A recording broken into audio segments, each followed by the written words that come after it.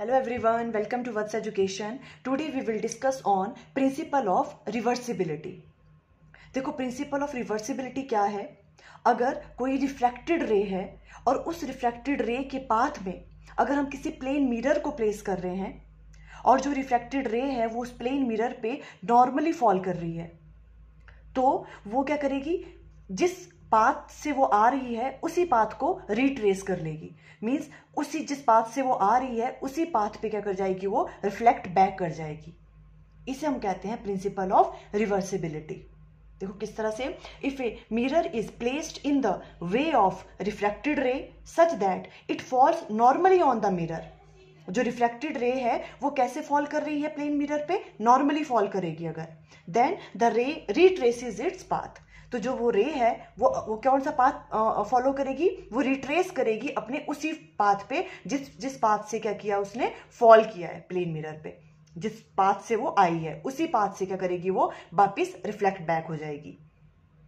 Clear है। देखो अब इसको किस तरह से हम यहाँ पे शो करेंगे। मान लो ये एक्स वाई आपके पास क्या है, एक इंटरफेस है।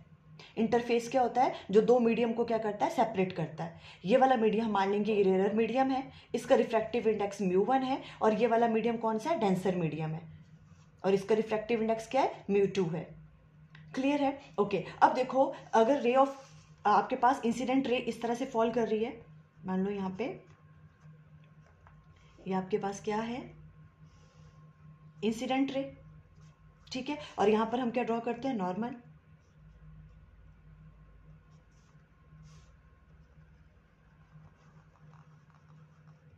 ये हम नॉर्मल ड्रॉ कर दिया। नॉर्मल और इंसिडेंट रे के बीच का एंगल कौन होता है, एंगल ऑफ इंसिडेंस। अब अगर ये दोनों सेम मीडियम होते तो उस इंसिडेंट रे को क्या करना था, ऐसे ही पास कर जाना था। बट अब हम रेयर टू डेंसर मीडियम जा रहे हैं तो क्या होती है, वो बेंड हो जाती है टूवर्ड्स द नॉर्मल। अब तो ये बहुत बार हम डिस्कस कर चुके हैं, है ना। रेयर टू डेंसर आ रही है तो कहाँ पे हो जाएगी, वो रिफ्रैक्ट टूवर्ड्स द नॉर्मल, तो इस तरह से जाएगी। क्लियर है। और ये नॉर्मल और रिफ्रैक्टेड रे के बीच का एंगल क्या होता है, एंगल ऑफ रिफ्रैक्शन। यहां तक क्लियर है ये चीज सारी की सारी, है ना। अब हम क्या कह रहे हैं, ये जो रिफ्रैक्टेड रे है अगर इसके पाथ पे हम क्या प्लेस कर दें, एक प्लेन मिरर, इस तरह से। यहां पे हमने क्या प्लेस कर दिया, एक प्लेन मिरर, इस तरह से प्लेन मिरर, है ना। और वो प्लेन मिरर पास किया, और जो रिफ्रैक्टेड रे है वो कैसे फॉल कर रही है उस प्लेन मिरर पे, नॉर्मली फॉल कर रही है, नॉर्मली फॉल कर रही है, ठीक है, इस तरह से फॉल कर रही है यहाँ पे रिफ्रैक्टेड रे। ये क्या है आपके पास, प्लेन मिरर, है ना। ये चीज हम यहाँ पे राइट डाउन कर लेते हैं, क्या है ये आपके पास,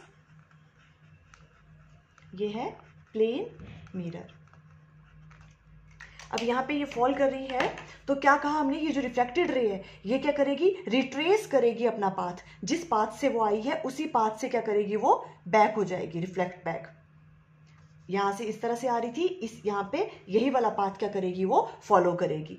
और देखो ये चीज आपको पता भी है, देखो जब भी हम कोई भी आपके पास इंसिडेंट रे है वो क्या करती है, प्लेन मिरर पे नॉर्मली जब फॉल करती है, देखो प्लेन मिरर है, जब नॉर्मल इंसिडेंस वाला केस है ये, आई थिंक ये वाली चीज अब आपको, अगर आपने वीडियो अच्छे से अंडरस्टैंड किए हुए हैं तो हमने बहुत बार अंडरस्टैंड करवाई है ये वाली चीज भी। जब भी इंसिडेंट रे क्या करती है, नॉर्मली फॉल करती है ना, प्लेन मिरर पे, तो क्या होता है, वो उसी डायरेक्शन में क्या हो जाती है, रिफ्लेक्ट बैक हो जाती है। और इस केस में एंगल आई और एंगल आर क्या होते थे, 0 के बराबर, है ना। तो वही चीज हुई, देखो यहाँ प्लेन मिरर है, ये नॉर्मली फॉल कर रही है इस पे, तो क्या होगा, वो उसी डायरेक्शन में रिफ्लेक्ट बैक हो जाएगी। इसलिए ये करती है रे, वही वाला पाथ जो है यहाँ पूरा का पूरा वही पाथ क्या करता है, वो रिट्रेस करता है।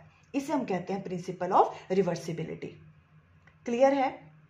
ओके और देखो क्या कहा हमने, प्लेन मिरर पे जैसे ही ये क्या फॉल करेगी, रिफ्रैक्टेड रे नॉर्मली फॉल करेगी, और जब भी नॉर्मली फॉल करती है प्लेन मिरर पे कोई भी रे, तो वो क्या करती है, उसी डायरेक्शन में रिफ्लेक्ट बैक हो जाएगी। तो ये रिफ्लेक्टेड रे क्या करेगी, उसी पाथ को क्या करेगी, फॉलो करेगी। इसे हम कहते हैं principle of reversibility.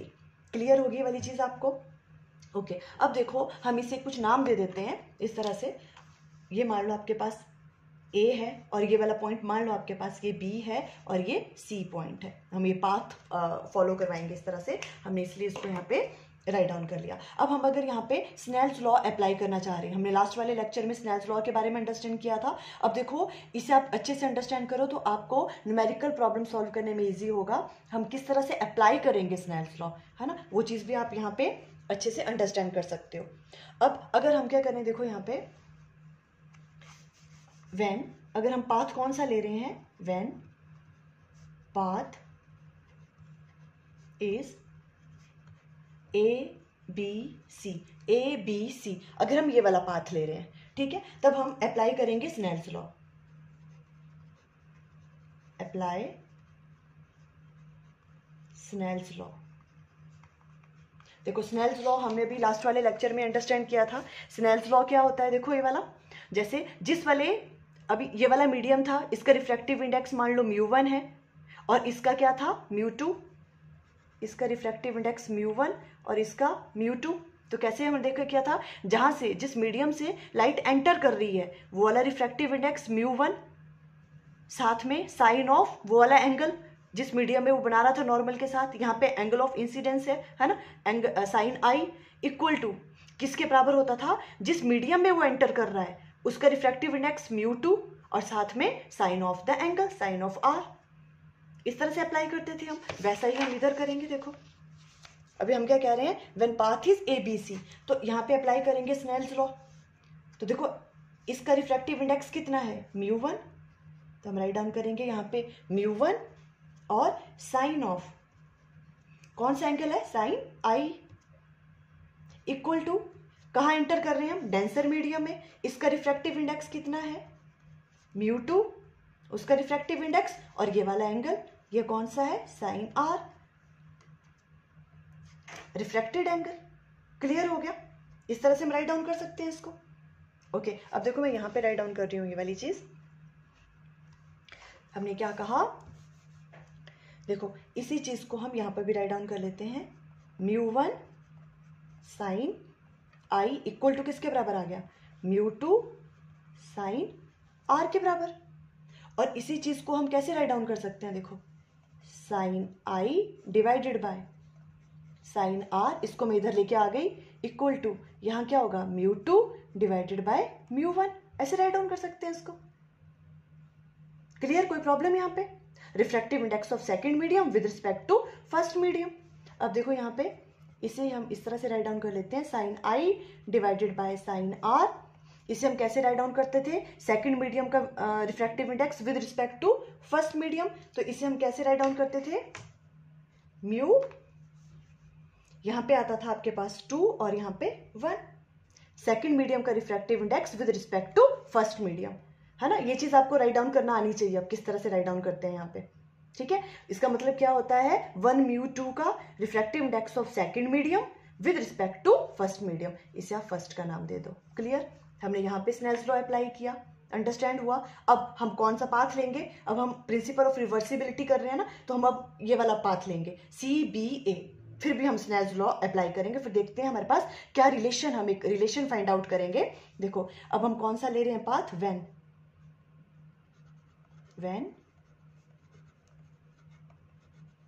Path is CBA, अब आप CBA ये वाला पाथ लो, अब स्नेल्स लॉ दोबारा लगाओ, ठीक है। अब देखो अब हम डेंसर मीडियम टू कहाँ जा रहे हैं, रेयरर मीडियम, तो भी रिफ्लेक्शन हो रही है, तो हम स्नेल्स लॉ लगा सकते हैं, है ना। इसलिए मैंने कहा कि हम साइन आई, और इस तरह से याद मत रखो कि μ1 sine i equal to μ2 into sine r, है ना, तो आपको कंफ्यूजन क्रिएट हो सकती है। अब इस वाले केस में देखो, अब हम क्या करेंगे, डेंसर टू रेयरर मीडियम जा रहे हैं, तो जिस मीडियम से हम एंटर कर रहे हैं, यहां से एंटर कर रहे हैं ये वाला मीडियम, तो सबसे पहले हम इसका लेंगे रिफ्रैक्टिव इंडेक्स, क्या है μ2, इसका रिफ्रैक्टिव इंडेक्स इस मीडियम का, डेंसर मीडियम का, और एंगल कौन सा है, इसके साथ वाला ही एंगल लेना है, ये कौन सा है, साइन आर।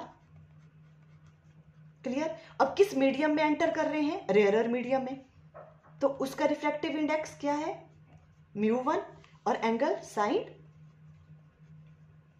आई। क्लियर, इस तरह से हम स्नेल्स लॉ यूज करेंगे। अब यहां से देखो हम अगर राइट डाउन करें, sine r divided by sine i, इधर लेके आ जाओ, और यहां क्या आ गया, μ1 डिवाइडेड बाय μ2, क्लियर है? ओके, अब इस चीज को हम कैसे राइट डाउन कर सकते हैं? Sine r divided by sine i equal to किसके बराबर आ जाएगा? देखो इस चीज को हम और कैसे राइट डाउन कर सकते हैं? रिफ्रैक्टिव इंडेक्स ऑफ क्या है ये? Refractive index of first medium with respect to second medium. तो उसको हम यहां पे राइट डाउन करना चाहें तो कैसे करेंगे? Refractive index of first medium with respect to second medium. Clear है? थोड़ा सा यहाँ पे कंफ्यूजन होता है, इसलिए मैं बोल रही हूँ इसको अच्छे से आप एक बार देख लेना कि किस तरह राइट डाउन करते हैं। यहाँ पे राइट डाउन करना है तो हम ऐसे करते हैं, refractive index of first medium with respect to second, और ऐसे में राइट डाउन करना है तो फर्स्ट मीडियम का refractive index with respect to second medium. ये तो यहाँ पे अब हम इसकी जगह ये चीज राइट डाउन कर सकते हैं, है ना? इसे हम सेकंड का नाम दे देते हैं। अब यहाँ पे करो, अब देखो मल्टीप्लाई, अब हम मल्टीप्लाई करेंगे, मल्टीप्लाइंग इक्वेशन 1 एंड 2, इन दोनों का मल्टीप्लाई कर दो। इसको और इसको मल्टीप्लाई करेंगे तो देखो लेफ्ट हैंड साइड में क्या है आपके पास? Sine I divided by sine r equal to किसके बराबर आ जाएगा? 1 म्यू 2 मल्टीप्लाई बाय 2 म्यू 1। इस तरह से आएगा, है ना? ये तो हमने मल्टीप्लाई कर दिया, सॉरी इधर भी मल्टीप्लाई होगा। Sine I divided by sine r multiply by, sorry मैं इधर राइट डाउन कर रही हूँ, ठीक है? यहाँ पे sine r divided by sine i, इस तरह से राइट डाउन करेंगे, है ना? देखो साइन आई से sine i cancel, sine r से साइन आर कैंसिल।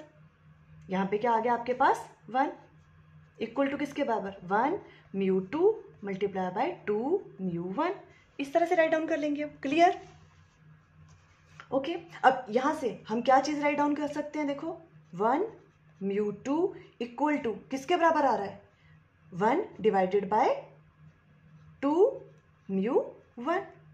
इस तरह से ये वाली चीज देखो, ये वाला रिलेशन भी आपको हमेशा याद रखना है, ये वाला, ठीक है? इसका मतलब क्या हो गया? देखो जो आपके पास रिफ्रैक्टिव इंडेक्स है, रिफ्रैक्टिव इंडेक्स ऑफ किसका? Second medium with respect to first medium is reciprocal to the refractive index of first medium with respect to second. यही मतलब हुआ ना इसका, है ना? तो ये दोनों क्या होते हैं? एक दूसरे के रेसिप्रोकल होते हैं। ये चीज भी आप यहां से प्रूव कर सकते हो। क्वेश्चन में इस तरह से भी आ सकता है कि prove that 1 mu 2 is equal to क्या है? रेसिप्रोकल है वो किसका? 2 म्यू 1 का। Means refractive index of second medium with respect to first is reciprocal to the refractive index of first medium with respect to second. Clear? तो देखो इसको हम कहते हैं प्रिंसिपल ऑफ रिवर्सिबिलिटी। ये आपने अच्छे से अंडरस्टैंड कर लेना है। Okay, thank you.